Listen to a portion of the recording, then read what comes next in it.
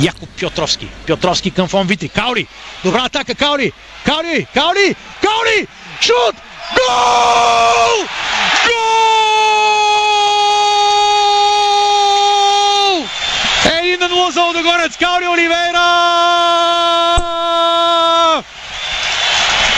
Чудесна атака за Лудогорец и публиката е на крака. Минутата е 72.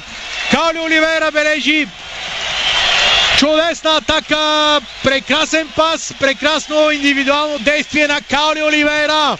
Топката в Пелегрини, вкарва в центъра. Много опасна атака от дясно, ще стигне и до нея. Центриране в наказателното поле, внимание! Удар с глава! Гол!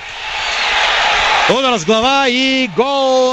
Шумородов бележи този гол. В тази 86-та Рома изравнява при недобро построен Лудогорец при бърза контратака. Елдор Шумородов с глава оставен абсолютно непокрит. Теквете към Рик Джонатан в наказателното поле. Шанс за Лудогорец. Центриране, шанс! Ще има ли удар? Удар! Гол! Гол! Гол!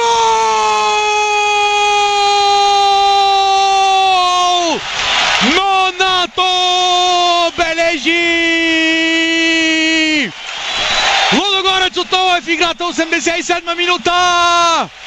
Нонато вкарва гол в първия си матч за Лудогорец, 2-1!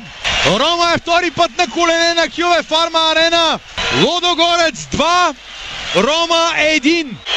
Изминаха 6 минути, стискаме палци, тук нещата да се провалят. Текпете взима топката. Край!